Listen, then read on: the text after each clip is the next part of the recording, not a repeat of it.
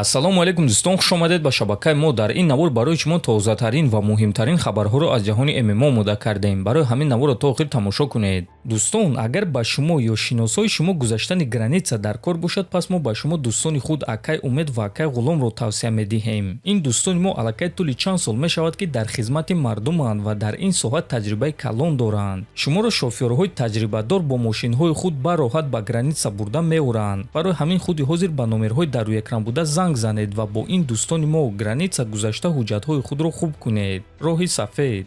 шаби гузашта карди пурраи кохи сафедро нишон додам ва айни замон карди пурра ана ҳамин гуна аст. Дар ин турнир ҳамагӣ 7 муҳориба баргузор мегардад ки дутои ин муҳорибаҳо унвонӣ мешаванд. Турнир рӯзи 14 июн дар Амрико дар кохи сафед баргузор мегардад ва биёед мебинем ки оиди ин кар ҷангори амрикоӣ Колби Ковингтон чӣ фикр дорад. ин турнир барои қайд гирифтани 250-солагии беҳтарин кишвар дар ҷаҳон мешавад. Аз ҳамин сабаб бояд ки дар ин турнир бисёртар амрикоиҳо баромад мекарданд ва ба онҳо бояд муҳорибаҳое медоданд ки онҳо шанси ғолиб шудан дошта бошанд. Лекин ба ҷои ин Ҷастин Гейҷиро барои нокаут шудан ба Илия Топурия медиҳанд, ба ҷангваре ки беҳтарин дар сайёра аст. Илия чунин ҷангварон ба монанди Волкановский, Холлоуэй ва Оливейраро нокаут кардааст ва айни замон дар қуллаи баландии карьераш қарор дорад. А Гейҷи бошад дар анҷоми карьераш қарор дорад ва вақт ӯро мағлуб кардааст. Ман шодам ки дар ин турнир Шон Омели баромад мекунад ва ӯ бояд ки шоу ташкил кунад. Аммо Майкл Чендлер дар он ҷо чӣ кор мекунад? Ӯ аллакай 41-42 сола аст ва ӯ ҷангвар нест. Ӯ боз як амрикоӣ дигаре ҳаст ки дар рӯзи зодрӯзи Амрико қурбонӣ мешавад, гуфтааст Ковингтон. дӯстон, шумо бо ин суханҳои Колби Ковингтон розӣ ҳастед ё ба фикри шумо Чендлер ва Гейҷи ҳамаро ҳайрон карда метавонанд? Метавонед фикрҳои худро нависед. Мо бошем мегузарем ба дигар хабар. чемпиони пешинаи UFC Мераб Дувалишвили розӣ нест ки Арманд Сарукян барои Илия Топурия хатарнок аст ва боварӣ дорад ки Топурия Армандро ба нокаут равон мекунад.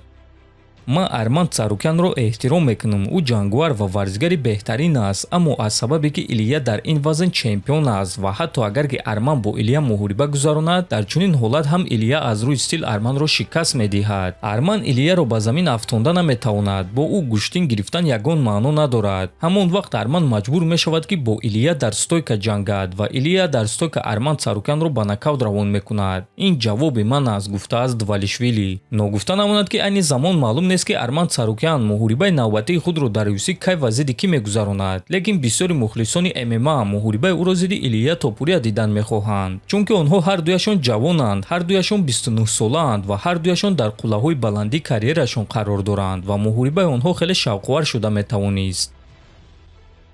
мураббии Чарлз Оливейра ва Иен Гери Диего Лима эълон карда гуфт ки Ислам Махачев аз муҳориба зидди Иен Гери гурехтан мехоҳад. биёд суханҳои ин мураббиро гӯш мекунем.